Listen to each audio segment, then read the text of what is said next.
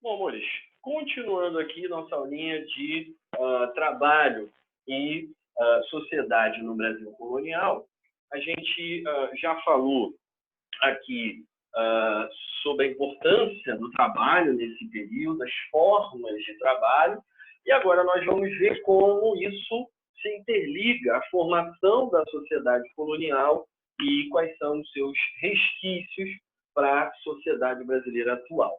Existem várias formas de classificar essa sociedade que está se constituindo aqui na América Portuguesa colonial. A primeira delas, que na verdade em historiografia é uma das mais recentes, né, é classificarmos essa sociedade como uma sociedade de antigo regime, o chamado antigo regime nostrópicos. É como se a gente estivesse importando aquele modelo de sociedade que predominava na Europa. Isso faz muito sentido, né? Esse tipo de sociedade ele é muito mais explicado por aspectos políticos, culturais e muito menos, tá, por aspectos econômicos, que eu vou destacar aqui já já, né, com relação à propriedade privada, por exemplo. Tá? Então, nesse tipo de sociedade, nesse tipo de classificação, né, para a sociedade no Brasil colônia, a gente lembra que essa sociedade que se constitui aqui como a europeia, ela é estamental, ela é dividida em ordens, em estamentos, né, determinados, inclusive, né, pela vontade de Deus, né? Então, ela tem uma influência da religiosidade muito grande, portanto, uma sociedade muito hierarquizada, muito estratificada e com pouquíssima chance de mobilidade social, ou seja, de quem está embaixo ascender.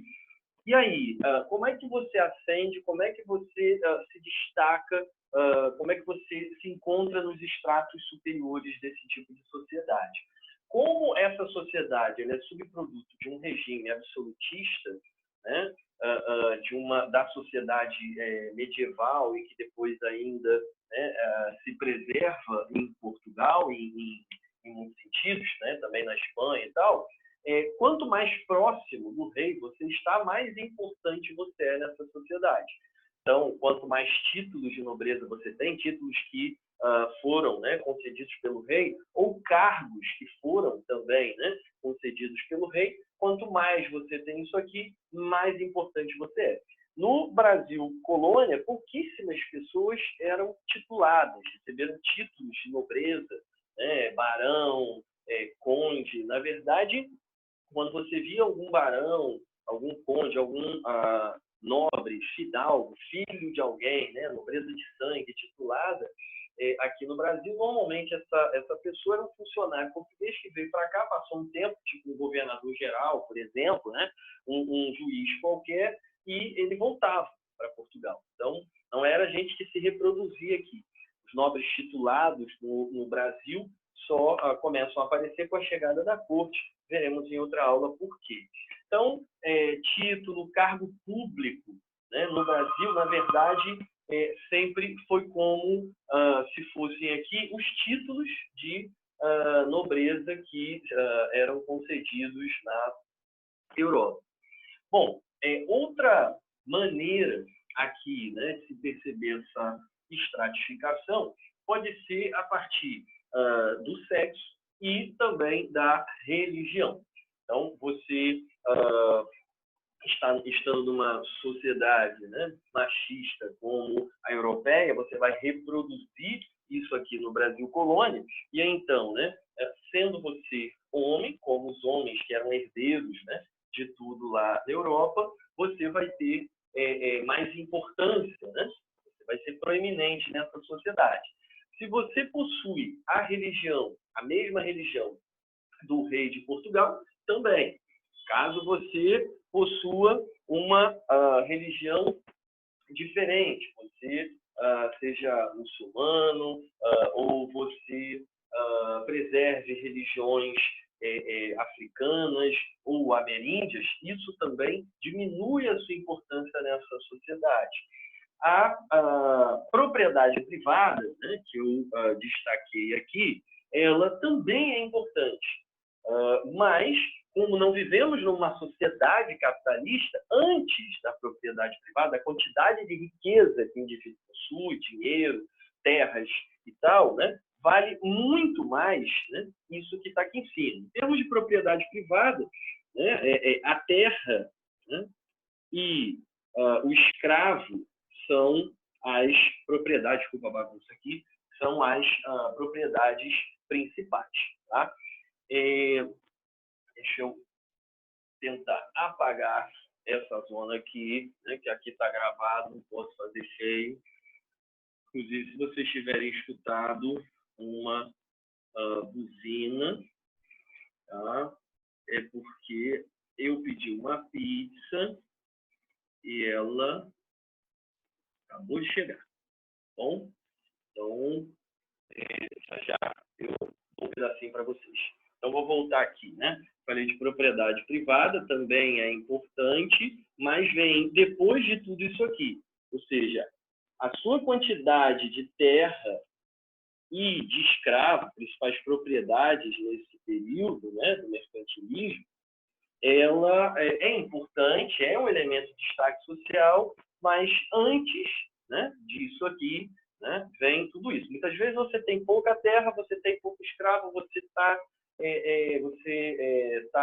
em crise econômica, mas você tem aqui outros, né, artifícios para preservar a sua força dentro da sociedade. Bom, amores, perdão, fui lá buscar minha pizza. Então, voltando aqui, estava até perdido, estou aqui salivando, mas já vou comer e deixo um pedaço para vocês. Voltando, né? Então, o que faltou aqui, né, dentro dessa estratificação? Falar da cor. Até a cor era elemento para estratificar, para separar, para dividir a sociedade, né? Então, cor no Brasil nunca foi só cor de pele, isso até hoje, né? Cor sempre denotou uma certa condição social. Aqui eu queria fazer, na verdade, uma pirâmide social, mas eu não tinha tempo, né, e condições de fazer isso aqui. Eu fiz assim, né? Percebo que isso aqui não parece uma pirâmide, está zoado, peço desculpa, mas essa é a realidade do meu quadro diariamente. Então, está aqui, né? Pense isso com uma pirâmide, levanta aqui assim, aumenta essa barra, afunila aqui o tubo, né? Na base dessa pirâmide social no Brasil colonial, se encontra o quê? Se encontram os pretos, né? Então, a cor, né, do indivíduo, o preto, né, que tinha várias denominações também, que servia como uma série de estratificações internas a essa categoria, né? Então, por exemplo, o boçal, que era o preto recém-chegado, tá? Então, o preto recém-chegado da África era chamado assim, de boçal. Então, quer dizer, não sabe nada, está meio perdido e tal. Aquele que já chegou da África há algum tempo, né, já está começando aqui a se interiorizar, ele já era chamado de crioulo. Então, que é um preto, filho de pais africanos, que nasceu na África, mas já está aqui há mais tempo que o boçal. O ladino já é um africano que já está muito interiorizado. Às vezes se utilizava essa expressão também para falar de algum espertinho, de algum malandro, digamos assim, alguém que já conhecia os meandros da sociedade colonial. E preto da terra, uma denominação bem interessante, né?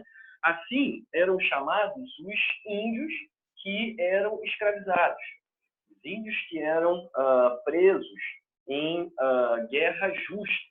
A gente vai explicar isso ali já. Quando um índio era escravizado, por essa brecha da lei de 1570, ele passava a ser chamado de preto da terra.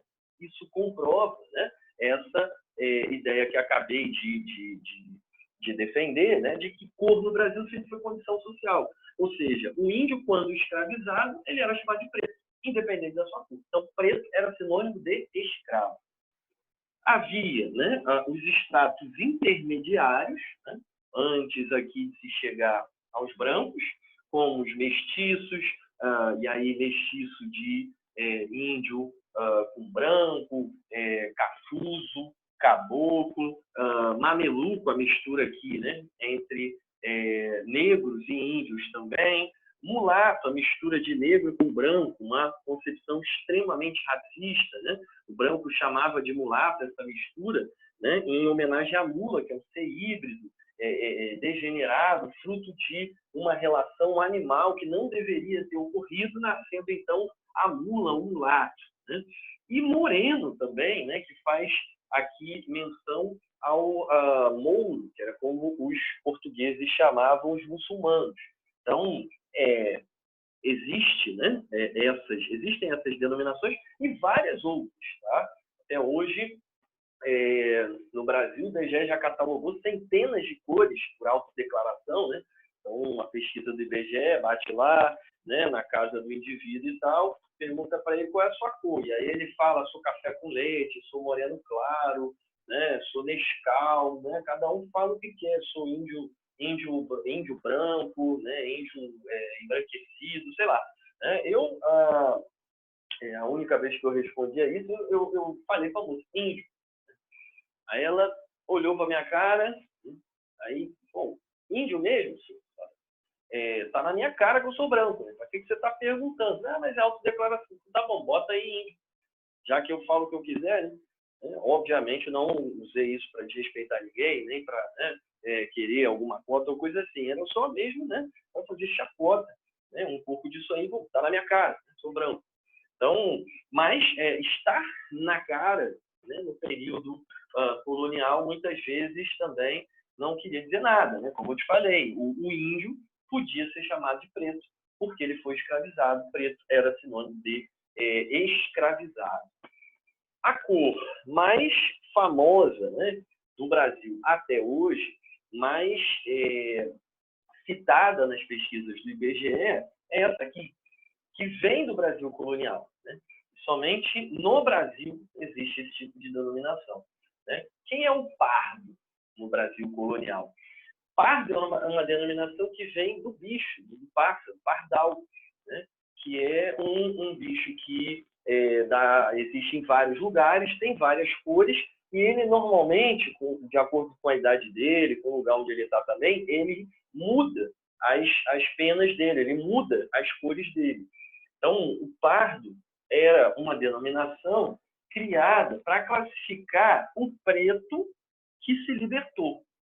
Então, o pardo seria um preto livre. Por isso, até hoje, no Brasil, muita gente tem dificuldade, né, com essa questão de falar preto. Né? O indivíduo é preto. Então, usamos ali, né, de uma forma mais respeitosa, né, a expressão negro, que também, né, se a gente tivesse, por exemplo, nos Estados Unidos, seria como se a gente estivesse falando preto aqui. Né? Porque nos Estados Unidos a expressão mais racista é nigger, né? Não black. Né? O certo lá é preto. O contrário para a gente aqui. Agora, pardo seria exatamente uma preocupação por parte desses que um dia foram escravizados e conquistaram por diversos motivos, só ocorria e, portanto, vão dizer, olha, não me chamem mais de preto, eu sou pardo, porque eu sou livre. Tá? Então, como lembrando o pássaro que mudou de cor. Por que mudou de cor? Porque para você chegar aqui, né, é um caminho, e essa cor lembrava liberdade. Embora eu tivesse falado que, né, alguns brancos eram, sim, escravizados no Brasil, por guerra, por dívida e tal, mas era minoria. Então, assim como era, né, minoria, aquele no Brasil colonial que saía daqui conseguia, né, se libertar, né, conseguia virar pardo. Então, o indivíduo, ele parece que através da cor dele, ele expressa também uma condição social. Uma outra forma de classificarmos essa sociedade, né, a outra tipificação da sociedade aqui no Brasil colônia, é a ideia de sociedade escravista ou escravocrata. Essa é uma ideia muito mais antiga da historiografia marxista que muitos ainda confundem. Né? Quando falamos de uma sociedade escravista ou escravocrata, a gente não se refere simplesmente a uma sociedade que possui escravos. Não, a sociedade escravista, ela faz com que tudo gire em torno da escravidão. Ou seja, economia, leis, religião, o quilombo, expressões, tudo que existe nessa sociedade circunda a escravidão, é determinado pela escravidão. Então, é o modo de produção e as relações de produção escravistas que vão determinar a sociedade. Então, em economia, por exemplo, né, a principal propriedade privada é o escravo. Né? A escravidão, ela não é só meio de produção, ela é sim, ela é lucratividade em si. Né? Que mais? A plantation é calcada no trabalho escravo, a economia é calcada no trabalho escravo. As leis que existem nesse tipo de sociedade servem para defender esse regime, esse sistema, para justificar a escravidão, para instigar uma forma de escravidão. A gente viu ainda há pouco a lei de 1570, por exemplo. Né? Você tem leis para registro de escravos, como se fossem propriedades, como se fosse um martelo, como se fosse um cavalo qualquer. Você cobra impostos sobre esse tipo de propriedade. Né? Então, existe uma legislação para balizar isso aí. Né? A própria religião, ela vai, em muitos momentos, né, servir para também justificar a escravidão. A Bíblia vai ser utilizada no Antigo, no Novo Testamento, para justificar o porquê do negro ser escravizado, utilizando lá, né, a história de Cã, por exemplo, do Antigo Testamento, ou muitos versículos lá de Paulo ao povo de Tessalônica, sociedades que foram escravistas, né, e que vão ser resgatadas na Bíblia para justificar a escravidão aqui. Né? Dentro do próprio quilombo tinha escravo. Só uma sociedade escravista que explica isso. Quer dizer, o cara fugiu para conquistar a liberdade, mas ele também escravizava pessoas lá dentro que cometiam crimes, ou etnias diversas, né, que chegavam ao quilombo também podiam ser escravizadas, como já eram no continente africano. Né? Então, um escravo que conseguiu sua liberdade, muitas vezes trabalhava e conseguia algum recurso e queria comprar outro escravo. E não necessariamente para garantir a liberdade desse outro escravo, seu familiar, um amigo, ou coisa assim, mas simplesmente para explorar o trabalho de alguém. Né? Veja o que é uma sociedade escravista. Resquícios dessa sociedade escravista até hoje podem ser vistas em expressões do período colonial. Muitas expressões, o discurso, o palavreado, se utilizava, né, desses preconceitos contra o ser escravo. Né? Então, expressões como a coisa está preta, né? Vamos disputar a nega. Né? Hoje a gente brinca, sem noção e tal. Não, está empatado aqui nosso jogo, né? Jogando um unozinho e tal, nesse tempo de pandemia, vários joguinhos que a gente tem feito. Pô, vamos disputar a nega, quer dizer, a última, né? Ali vamos desempatar. Só que a nega, né, no período colonial, era uma mulher, uma pessoa que era disputada e que provavelmente poderia ser estuprada por alguém. Né? Que mais? Enfesados. Né? Esse termo enfesado, embora não pareça lá racista, né, mas ele lembra os escravos, que às vezes também eram chamados de tigres, ou enfesados, que carregavam as fezes dos seus senhores.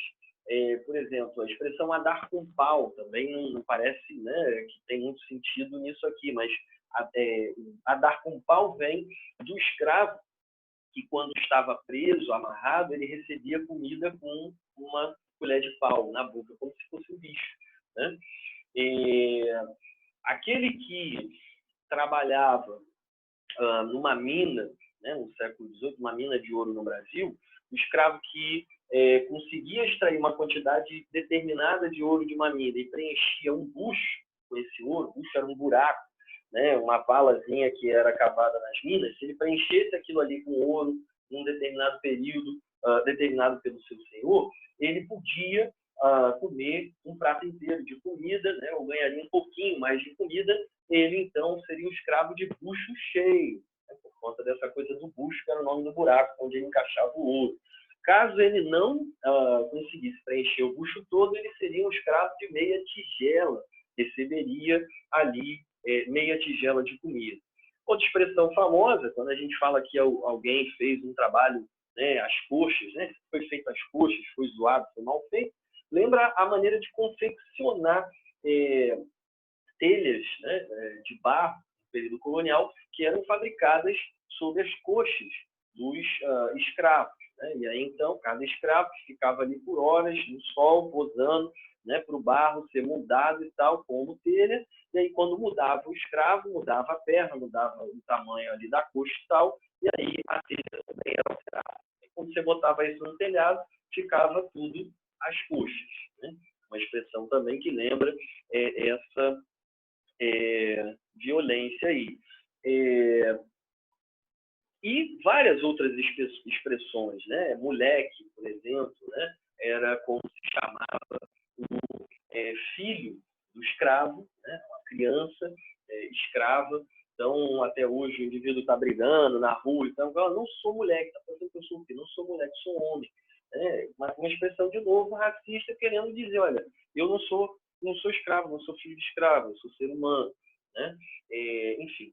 Mores, a última forma, né, que eu vou destacar aqui, que vem caindo em prova, né, para classificar a sociedade colonial, seria essa daqui, a ideia do patriarcalismo ou da sociedade patriarcal. Então, também poderíamos classificar essa sociedade do Brasil colônia dessa maneira.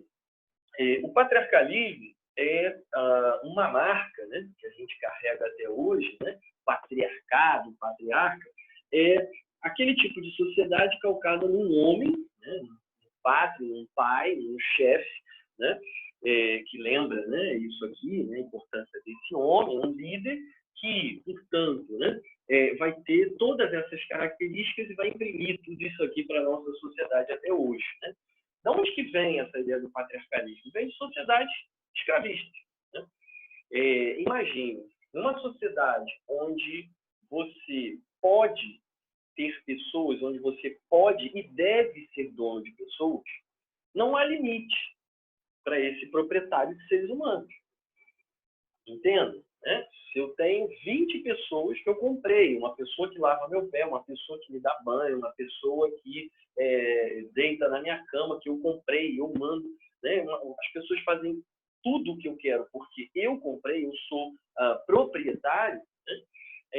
Não há limites para esse personagem que se acha dono de tudo e todos.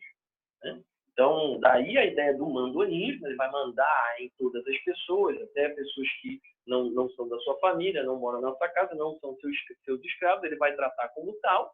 Né? O coronelismo, que é quando esse mandão, né, ele extrapola, né, o seu mandonismo para a política, para a rua, para o espaço público, né? E aí ele pode manipular o processo eleitoral, ele pode forçar as pessoas a tomarem determinadas atitudes porque ele quer, porque ele acha que todo mundo é escravo dele. Né? O patrimonialismo vem daqui também, a confusão entre o que é público e o que é privado. Né? O patriarca é aquele cara que ele acha que ele é dono de tudo. Então, a rua é dele, a lei é dele, ele bota o nome da lei, né? Lei do deputado fulano de tal. Até hoje, né? A gente percebe isso. O indivíduo que suja a rua, que quebra o espaço público, já isso aqui é meu, me pertence, né? Eu sou dono disso, eu pago imposto para isso, não sei o quê. O patrimonialismo era muito comum. Seus engenhos jogavam o seu cocô, jogavam, né, seus restos todos na rua, dizendo, isso aí é meu, né? Me pertence, eu cago onde eu quiser. Né? O machismo, obviamente, sociedade patriarcal, vai dizer que o macho é o superior da espécie, né? E vai tratar a mulher como inferior. Obviamente, né, também daqui você tem o racismo, esse patriarca ele é branco, né, de uma família branca, e, portanto, todo mundo diferente disso, né, vai estar abaixo dele, né, vai ser inferior a ele, e também o paternalismo é outra característica dessa sociedade. A crença, né, desse patriarca de que ele é um pai, de que ele é um guia, de que ele é mais maduro, e todo o resto da família, né, vai ser tratado como criança, né? Seja sua mulher, seja seu filho, seja seu escravo ou outras pessoas na rua. Aí vem a ideia de paternalismo. Né? O pai é um guia, um cara maduro, um cara que está acima, que protege, que educa, que guia, que carrega no colo, né? E explora aquele que está sob seu teto ou não. Né? O paternalismo ele costuma romantizar uma relação de exploração, de violência. Né? Olha, eu quero o seu bem, eu estou te batendo porque, né, eu te amo, porque eu sou seu pai. Né? Até hoje tem muita gente que na relação amorosa confunde. Né? Então, o indivíduo que é o marido acha que é o pai da mulher. Né? Até hoje no Nordeste muita gente chama, né, o marido de paim, né, algo assim. Então, o paternalismo também é consequência, ou melhor, característica desse tipo de sociedade patriarcal. Para a gente fechar, hoje, nossa aula aqui começou com trabalhos, né, e está terminando com sociedade, a gente precisa falar de um item que costuma cair bastante em prova também, formas de resistência do escravo. Né? No Brasil e no mundo, ninguém nasceu para ser propriedade, para ser escravo de ninguém, e sempre que há escravidão, há resistência, há a luta contra essa exploração. Então, algumas formas clássicas, né, de luta, que parecem um pouco irracionais, mas muitas vezes era o que restava, né, dentro do terrorismo, dentro da violência que era praticada, né, pelos senhores, como o suicídio. Né? Por exemplo, o indivíduo não vê futuro na sua vida, né? Ele prefere ali, né, ir embora, dar um prejuízo para o senhor, inclusive, imagina, o senhor acabou de comprar, ele vai se mata. Né? E para muitas culturas africanas, o suicídio não era crime, não era pecado, era, na verdade, uma ascensão, né, para encontrar com espíritos que já tinham ascendido, espíritos superiores e tal. O aborto, que muitas vezes também terminava com o suicídio da mãe, né, por conta das técnicas ali, né, primitivas de aborto. Né? Aborto aqui não como uma opção, né, mas uma necessidade da mãe escrava que mal conseguia sustentar, mal conseguia sobreviver, mal conseguia resistir às violências do seu senhor, não queria repassar essa condição para o seu filho. Portanto, preferia abortar. Né? Necessitava abortar, melhor dizendo. Até hoje, né, o aborto no Brasil muitas vezes é feito por isso. Né? Não por uma frescura, não porque deu mole, né, ou coisa assim, mas porque, por conta da condição social da mãe, ela não vai conseguir ali abortar. Ou muitas vezes por conta do estupro também, que era o que acontecia aqui por parte dos senhores dessas escravas. Agora, outras formas também, como o corpo mole, essa você conhece, faz isso na sala de aula, todo mundo que trabalhou, né, já trabalhou, trabalha ainda, ou vai trabalhar, vai fazer corpo mole um dia, trabalha um pouquinho menos, recebe mal, é muito explorado, nesse caso é violentado, recebe nada, né, só paulada, o que você faz? Bom, se eu trabalho, eu apanho, se eu não trabalho, eu apanho também, então eu não vou trabalhar, eu vou trabalhar menos. Né? Então, resistência no corpo mole. Rebelião, né? Então, rebelião que normalmente acaba com muita violência. Né? Afinal, essa é uma sociedade violenta. Quem resiste utiliza as mesmas armas, né, do seu senhor. Quem se rebela foge. Quem foge precisa se afastar do seu senhor e da sociedade que o persegue. Então vai para um lugar mais seguro, mais afastado, onde eles fundam quilombos. Né? Também a brecha e o ganho. Por mais que a gente tenha visto aqui, ainda há pouco, que isso aqui era uma maneira de explorar mais, né, o escravo. Isso aqui também pode ser visto como forma de resistência, porque é uma maneira que o escravo encontra para se ver mais livre, um pouco mais livre, conquistar brechas, né, tanto na cidade quanto no campo, né, e também, né, alcançar a sua alforria com os frutos desse trabalho aqui. Né? Agora, outras formas mais recentes, que vêm sendo mais estudadas aqui pela historiografia de resistência do escravo, seriam aqui, né, a resistência cultural e a resistência utilizando a justiça.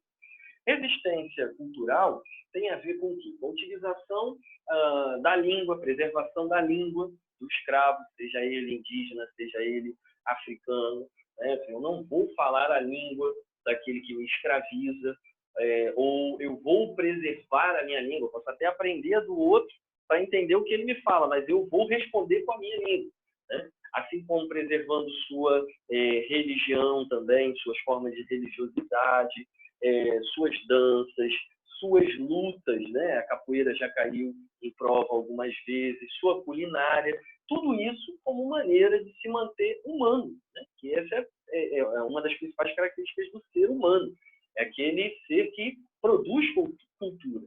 E se a escravidão tenta coisificar, desumanizar o indivíduo, quando esse mesmo indivíduo preserva a sua cultura, ele diz, olha, eu sou ser humano, eu não sou produto, eu não sou coisa, eu não sou propriedade.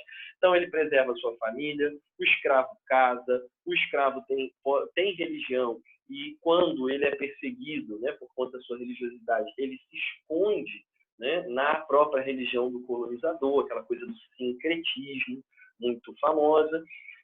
A utilização também da própria cultura do colonizador contra ele, no século XVIII, principalmente no XIX, isso vai ser mais comum, quando muitos membros da Igreja Católica, ordens missionárias, por exemplo, vão se compadecer da mão do escravo, vão se aproximar do escravo, vão fundar irmandade, vão auxiliar o escravo a conquistar o poder. Ou seja, né, a gente precisa equilibrar isso aí, não houve só um lado desse processo, a Igreja não só apoiou a escravidão, como vários setores dessa mesma instituição, a Igreja Católica também lutou contra, tá? Então, muitas vezes se utilizava a Igreja Católica também como forma de resistência, de conquista de alforria e tal. E, por último, a utilização da justiça, algo também mais comum para a transição século XVIII e XIX, no Brasil Imperial, quando muitas leis, antes portuguesas e depois leis do Estado brasileiro, a partir de 1822, já não pega muito o âmbito dessa nossa aula, podem servir como ali recursos, subterfúgios para os escravos conquistarem sua liberdade. As leis antitráfico, depois lei do ventre livre e outras leis também, muitas vezes portuguesas, podiam servir como um recurso para o escravo conquistar sua liberdade. Tinha, por exemplo, né, aquela lei de 1570 que a gente falou aqui, que proibia a escravização de indígenas. Né? E essa lei ela foi desrespeitada inúmeras vezes. Né? Foi, inclusive, necessário fazer um adendo, né, a essa lei, que ficou conhecido como Guerra Justa. O que é isso? Isso aqui seria uma brecha na lei de 1570, tá? Que, portanto, autorizava a escravização de alguns indígenas em certos casos. Aquele indígena que não aceitava a catequese, aquele indígena que se rebelava contra os colonizadores, né? Esse indígena que atacava, por exemplo, bandeirantes, né? Veremos isso em outra aula, esse indígena ele justificava a sua escravização. Uma espécie de encomenda, como o que acontecia lá na América Hispânica. Né? Então, o índio mais rebelde ele podia, sim, ser escravizado. Na verdade, isso aqui veio com base na prática. Já estava acontecendo isso, o rei teve que retificar a lei e acrescentar essa coisa da guerra justa. Então, isso aqui, muitas vezes, a própria, né, religião auxiliava, né, nessa justificativa. Tá? Muitos escravos tentavam aqui se valer dessa lei que proibia a escravização indígena, mas nem sempre conseguiam, porque esbarravam nesse adendo da guerra justa. Então, por hoje é só. Beijos e abraços, amores. Espero que vocês tenham